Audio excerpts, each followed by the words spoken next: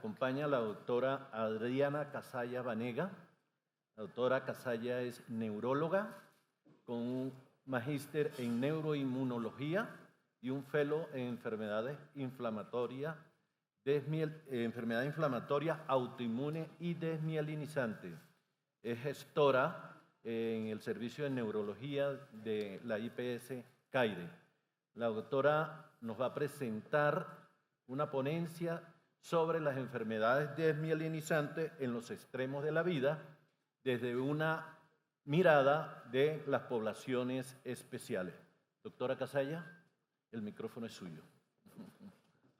Muchísimas gracias, doctor, por la presentación. Muchísimas gracias a todos ustedes por estar el día de hoy. Espero que hayan disfrutado un montón el refrigerio y estén súper listos para un tema tan interesante como lo es las enfermedades desmielinizantes. Me voy a hacer por acá para que no se me vayan a dormir mucho y contarles que las enfermedades desmielinizantes en nuestro país están consideradas peyorativamente, se llaman enfermedades huérfanas o enfermedades raras. ¿Sí? Son enfermedades en teoría poco prevalentes, pero les voy a ir contando a través de toda esta historia el por qué probablemente nos estemos equivocando y esté un poco fuera de nuestra vista la realidad de estas patologías. Las enfermedades desmielinizantes son enfermedades inmunológicamente mediadas que afectan a la mielina, que es la capa que recubre a las neuronas y nos facilita la conducción nerviosa. Cuando esta capa de la neurona falla, como podemos ver en este dibujito, básicamente la conducción nerviosa es errónea y los síntomas pueden ser diversos y múltiples porque la mielina está en todo el sistema nervioso central. Y no es lo mismo una manifestación en un ojito que en la médula. Y es asimismo como estas enfermedades desmielinizantes, particularmente la esclerosis múltiple, se denomina la enfermedad de las 1000 caras porque me puede dar cualquier síntoma. Miren lo diverso que son estos síntomas y más diverso, más complicado es el diagnóstico.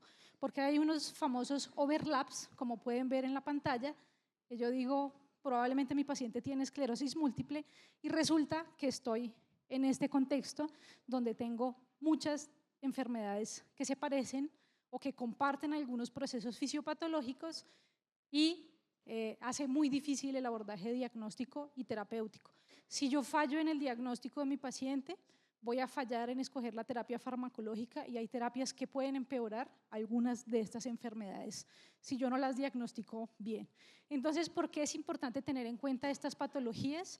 Porque no solamente se presentan en personas adultas, jóvenes en edad productiva y en edad reproductiva, estas enfermedades suelen aparecer entre los 20 a los 40 años, sino que también tenemos un caso muy puntual que son las poblaciones especiales o en los extremos de la vida. También le da a niños, lo que directamente también concierne al neurólogo y al neuropediatra, y también le da a la población mayor de 50 años, que es la que se conocen como, lamentablemente, muchos de nosotros ya acá estaremos considerados como adultos mayores para las enfermedades desmielinizantes, porque es a partir de los 50. Entonces, bueno, es una nueva era de edades. Los diagnósticos son muy complejos y definitivamente que las enfermedades desmielinizantes en la población pediátrica van cobrando mucha más importancia y un auge que nos tiene que hacer despertar a esta nueva realidad, y es porque las enfermedades desmielinizantes en los niños pueden conducir a alteraciones en su edad adulta y en su adolescencia, no solamente motoras, que es lo que estamos acostumbrados a ver, ¿sí? La discapacidad física, sino también la discapacidad cognitiva, la discapacidad o la alteración en su funcionalidad social y en su rol también en su entorno familiar. Dificultades, que los síntomas son muy diversos, como ya les conté, y dificultades que hace falta más conocimiento y más ponerlo, digamos, como a la luz esta diversidad de estas patologías y que seamos conscientes de que existen y que pueden afectar a la población pediátrica. Las enfermedades desmielinizantes no son exclusivas de personas adultas.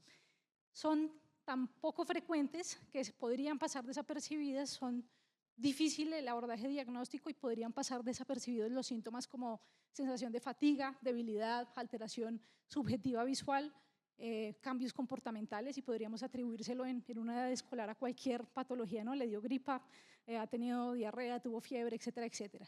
Hasta el 80% de los niños que presentan alguna enfermedad desmielinizante experimentan una enfermedad monofásica. ¿Esto qué quiere decir? Les da una sola vez y no vuelve a suceder, por ende puede quedarse muy escondido de este episodio y más o menos del 20 al 30% de los niños hacen enfermedades recidivantes o en forma recaída de remisión que definitivamente van a hacer que nosotros pensemos en diagnósticos diferenciales. Vamos a hablar entonces de la esclerosis múltiple. Yo escogí 3 patologías que son como las más frecuentes en nuestro entorno. La esclerosis múltiple es la enfermedad desmielinizante más frecuente y más prevalente en nuestra población. Afecta, como ya les comentaba, a personas entre los 20 y los 40 años, pero la población pediátrica puede verse afectada hasta un 20% o un 22%. El inicio pediátrico, lo que nosotros llamamos Pediatric Onset, por sus siglas en inglés POMS, es menos de 18 años, y Late onset es por encima de los 50, como ya les dije, de población adulta, y hay también Very Late, que son por encima de los 60 años. Hay características muy puntuales en cada uno de estos procesos y es por esto que conocer la fisiopatología que nos daría para otra charla completa, pero básicamente la inflamación es mediada por un sistema inmunológico que está alterado o está hiperreactivo. Estas células migran al sistema nervioso central y su target va a ser la mielina en determinadas proporciones. Para la esclerosis múltiple, el target principal es la mielina. Al atacar la mielina, la neurona queda desprotegida, queda desnuda y aparecen los síntomas neurológicos. Esto es muy importante tenerlo en cuenta porque las otras enfermedades que les voy a mencionar, pues imagínense, también se comportan de manera similar. No sé si, gracias, si me pueden ayudar. Bueno, los pacientes, como les mencionaba, tienen un inicio más agresivo en la población pediátrica. No es lo mismo una manifestación en niños que en adultos jóvenes o en población mayor. Tienen una explosión inflamatoria inmunológica que los lleva a hacer cuadros como encefalopatía, lo que conocemos hoy día como el ADEM. El ADEM puede ser la primera manifestación de una esclerosis múltiple o de una enfermedad desmielinizante. Hay una lesión axonal aguda muy importante desde el inicio de los síntomas y si yo no hago un diagnóstico acertado y no hago un tratamiento adecuado, este paciente puede tener secuelas, como ya les mencioné, no solo físicas, sino comportamentales, cognitivas y disfunción social.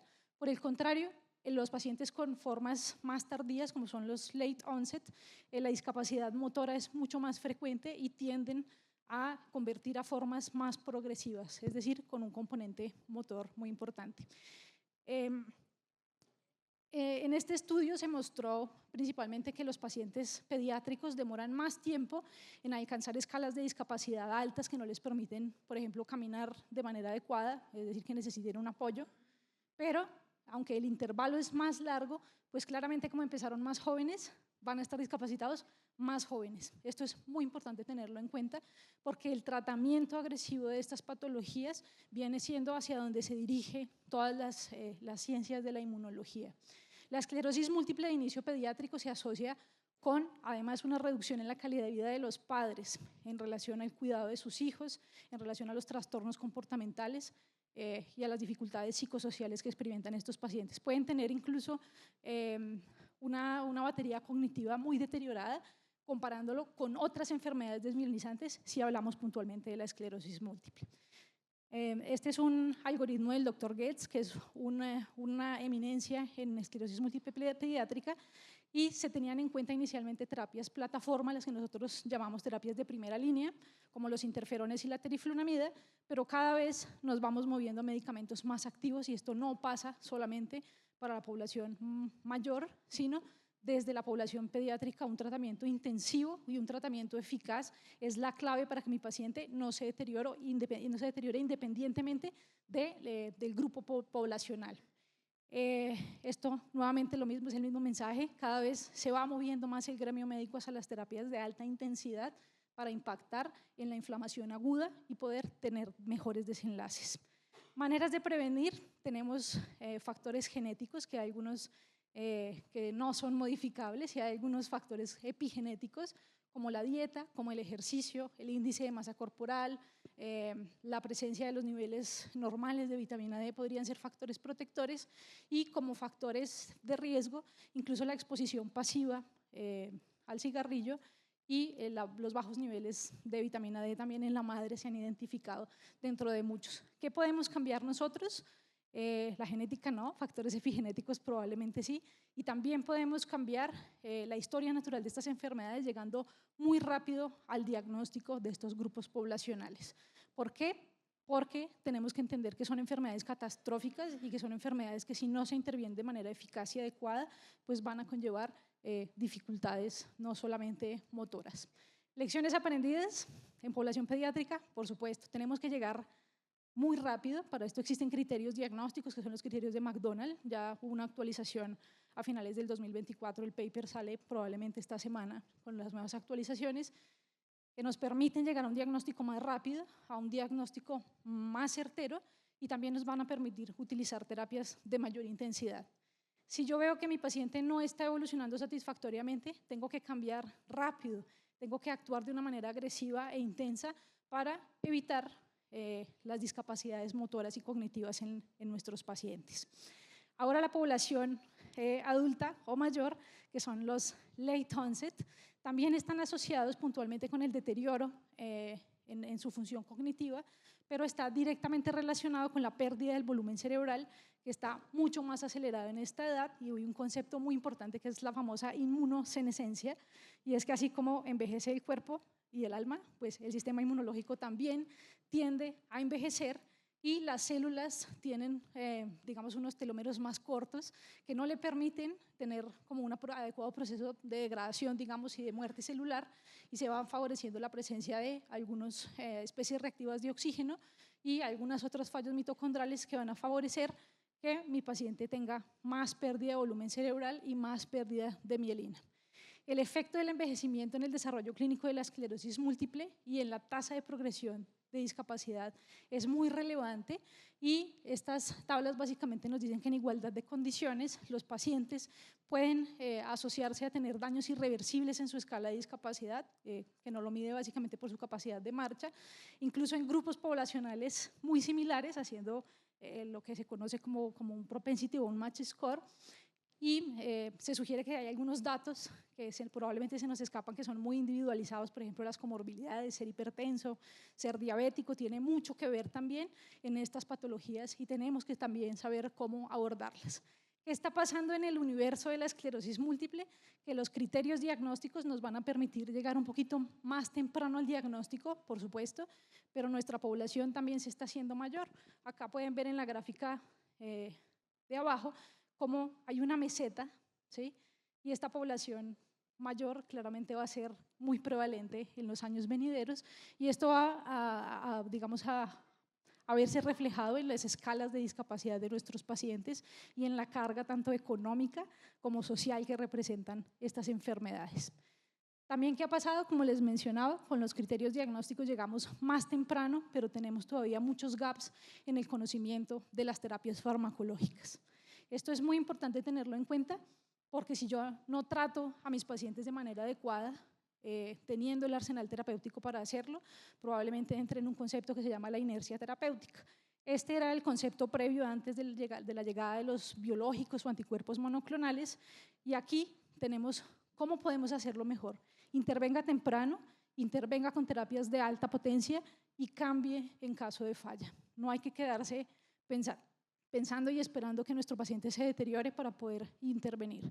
Terapias farmacológicas tenemos, terapias no farmacológicas, intervenciones tenemos, nuevamente, dietéticas, consumo de vitaminas, la famosa dieta mediterránea, el control de las comorbilidades, etcétera, etcétera, para poder abordar de manera integral a nuestros pacientes. Esta es nuestra realidad. Tenemos dificultades en el acceso a centros de atención integral en esclerosis múltiple y en enfermedades desmielinizantes. Tenemos dificultades por los costos de los medicamentos, el acceso a los mismos por varias razones, no solamente los costos, retrasos en el diagnóstico por falta de conocimiento y el inicio tardío de los medicamentos de alta potencia. Todo esto son necesidades no satisfechas que tenemos que trabajar en los años venideros. Con los minuticos que me quedan, pues todos vamos evolucionando.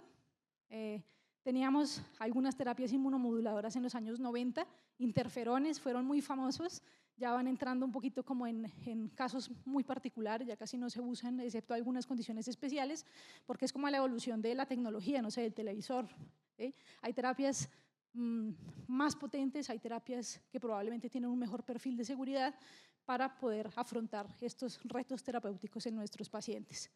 Siempre es bueno tener algo de de conocimiento, tanto de las cosas buenas como de las no tan buenas de los medicamentos.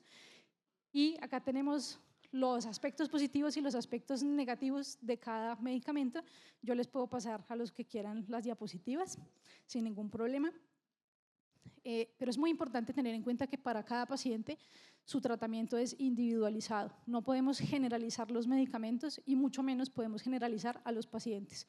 Porque los pacientes con enfermedades desmielinizantes es como si yo quisiera comparar mi huella digital con la de alguno de ustedes. No hay punto de comparación y no es lo mismo un paciente, por ejemplo, hipertenso que un paciente diabético frente a una patología como las enfermedades desmielinizantes. Este es un algoritmo que diseñó la doctora María Pia Sormani del grupo italiano y sencillamente nos dice que si nosotros tuviésemos el acceso a las terapias de alta eficacia desde años muy tempranos, fíjense las curvas, cómo han cambiado y desde el advenimiento de las terapias de alta eficacia, que son más o menos entre el 2010 y el 2012, los pacientes se demoran más tiempo en alcanzar una escala de discapacidad. Y esto es una intervención temprana que cambia la historia natural de estas patologías. Finalmente, si nosotros logramos identificar una enfermedad desmielinizante, trate temprano, evite la atrofia cerebral, evite la discapacidad, maneje las comorbilidades, tenga en cuenta la inmunosenescencia y el envejecimiento, porque ya una vez yo pierdo esta reserva cognitiva, no la voy a volver a recuperar. No hay manera por el momento de reconstruir a esa mielina.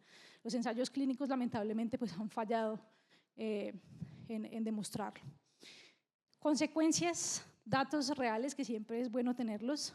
Fíjense todas las implicaciones que conlleva no tener suficiente conocimiento, suficiente acceso, suficiente tratamiento para los pacientes. Esta es la realidad de nosotros en Colombia. Alteraciones, muchas fallas en el diagnóstico, impacto en hospitalización, impacto en costos, impacto famosamente llamados costos indirectos, que son invisibles, probablemente son los más costosos para toda nuestra población. Datos reales, este artículo está ya en preparación. Fíjense que el verdecito, la marea verde eran los interferones y fíjense cómo a lo largo del tiempo ha cambiado. Estos son datos de dos cortes muy grandes en Colombia, una es de CAIRE y otra es del Hospital Universitario de la Universidad Nacional. Hay más de 1000 pacientes. Acuérdense que esto es una enfermedad huérfana, esto podría representar casi 1/3 de la población de Colombia y fíjense cómo aparecen terapias de intermedia y alta eficacia y cómo nos vamos moviendo hacia allá. Siempre es muy importante tener conciencia de estos datos. Estas gráficas se parecen mucho, estas son nuestras, son colombianas, y se parecen muchísimo estas gráficas de área a las que se manejan en los centros a nivel mundial, porque es hacia donde nos vamos moviendo, a unas terapias más intensivas que protejan más a nuestros pacientes y que eviten la discapacidad. Y como les hablé tanto de esclerosis múltiple, pero y bueno, ¿y qué pasa con las otras? Las otras son todavía más complicadas porque se parecen, pero no tienen el mismo target en el sistema nervioso central. Acá les traje rápido una grafiquita de la famosa enfermedad por anticuerpos anti-MOG, que es una enfermedad nueva. Estos anticuerpos fueron descritos en el 2007 y la enfermedad o el famoso espectro de la neuromielitis óptica, que si no hubiese sido por la doctora Lennon que descubrió los anticuerpos frente a esta proteína que es la guaporina, pues todavía seguiríamos pensando que estas patologías pertenecen a la misma bolsa de las enfermedades desmielinizantes llamadas esclerosis múltiple, y no lo son. La enfermedad mediada por anticuerpos acuaporina 4 incluso es más catastrófica, hay presencia de una activación del ataque a membrana mediada por el complemento y esto genera una necrosis muy severa en el sistema nervioso central que no es recuperable. La discapacidad en estos pacientes está directamente asociada con este daño, con esta necrosis y con esta muerte celular. Por el contrario, la enfermedad por anticuerpos anti-MOG, como su nombre lo dice, el target es la proteína asociada a este anticuerpo, a esta glicoproteína en el oligodendrocito y suele tener un curso un poco más benigno, pero se parece un montón a la esclerosis múltiple. ¿Qué tenemos nosotros? Me voy a pasar un poquito porque ya nos quedan como 3 minuticos, pero ¿qué tenemos nosotros para apoyarnos? Los criterios diagnósticos para cada patología y los biomarcadores. No nos olvidemos que si yo no tengo un suficiente soporte clínico, porque las enfermedades se parecen, siempre tenemos acceso a los biomarcadores. Y los biomarcadores nos van a ayudar a salir un poco de dudas y en algunas ocasiones pues, también nos van a confundir más. El MOGAD es muy frecuente en niños, hacen este fenotipo de ADEM, de encefalopatía, de encefalitis, y suelen tener un curso monofásico. Monofásico me refiero a un solo evento en la vida. Cuando hacen episodios recurrentes, si los niños son muy pequeños, puede que en edades un poquito más tardías, sobre los 11 o 12 años, pues desarrollen una esclerosis múltiple. Fíjense cómo se van relacionando estas enfermedades. Es más frecuente en niños, pero también aparece en adultos. Hay algunas características clínicas específicas pues, que no voy a mencionar, pero que tengan en cuenta que tiene un proceso inflamatorio un poco más florido en los niños y que en los episodios recurrentes podemos empezar a pensar incluso en un trastorno de la esclerosis múltiple cuando ya son un poquito más adultos. Biomarcadores, hay que conocer las pruebas, hay que saberlas utilizar y conocer los criterios diagnósticos para cada patología. Recordemos en general que las enfermedades desmielinizantes cada una tiene sus criterios diagnósticos, que seguramente nos hablará la doctora Marisabel en horas de la tarde, pero los criterios diagnósticos no sirven para excluir enfermedades desmielinizantes, ¿sí? Sirven es para confirmar. O sea que yo tengo que tener manifestaciones típicas de cada patología para aplicar estos criterios, porque si yo pretendo con los criterios de esclerosis múltiple descartar, por ejemplo, una enfermedad de anticuerpos anti-MOC, no lo voy a poder hacer. Voy a estar utilizando inadecuadamente estos criterios diagnósticos. Finalmente, la enfermedad, la neuromielitis óptica, que también se llama enfermedad de Vick, es una enfermedad también mediada por anticuerpos. Acá tenemos a la aquaporina, que suena así como Aquaman, ¿sí? Esta proteína se encarga de intercambiar agua en el sistema nervioso central. Cuando falla, en términos sencillos, la neurona puede hincharse, ahogarse y generar apoptosis asociado a la alteración o al ataque de estos inmunocomplejos en esta proteína. Es una enfermedad potencialmente catastrófica, como ya les había mencionado, por la presencia del ataque a membrana mediado por el complemento, y si yo no llego adecuadamente al diagnóstico, sí que esta enfermedad es muy catastrófica, es muy discapacitante, puede dejar a los pacientes ciegos, parapléjicos y con muchas dificultades, disfunción vesical, disfunción eréctil. Suele ser una de las causas más importantes de pensión anticipada en enfermedades desmielinizantes. ¿Por qué es importante conocerlos? Esto ya sabemos que cada una tiene sus criterios diagnósticos, tengo que aplicarlos de manera adecuada. Acá tenemos ya un timeline que gracias al descubrimiento de estos anticuerpos hemos podido saber que son enfermedades diferentes y se tratan como enfermedades diferentes. ¿Por qué? Porque tienen manifestaciones clínicas y manifestaciones paraclínicas diferentes. Ya para que vean lo complejo que es aplicar todo lo que les he mencionado el día de hoy, les traigo este caso de una chiquita, tiene 15 años, está en todo el borderline, uno no sabe bien si es muy pediátrica o es muy adolescente, y debutó con esta clínica. Tiene un cuadro, ahí era 15 años, pierde control de esfínteres, hace una paraparesia, pero resulta que indagándola unos años anteriores había hecho un episodio de vómito incontrolable que identificaron en urgencias como una gastroenteritis, y cuando nosotros la conocemos pues está haciendo una mielitis. Una mielitis puede ser cualquier cosa, ¿no? Le puede dar mielitis por las vacunas, me puede dar una mielitis por esclerosis múltiple, por MOGAD, por NMO, etcétera, etcétera. ¿Qué nos llamó la atención? Los síntomas que había tenido antes, lo severo de estos síntomas que manifestó la paciente, y finalmente, ¿qué nos sacó a nosotros de la duda después del examen clínico? Porque las enfermedades, como les digo, se parecen. Una es en las herramientas y los hallazgos en la resonancia magnética, que si bien muchos son inespecíficos, acá vemos compromiso periacueductal, algo de captación de contraste en los ventrículos y el compromiso del área postrema que podemos ver acá en esta unión bulbomedular. Esto nos hace pensar que es una enfermedad desmielinizante, por supuesto, pero ¿cuál?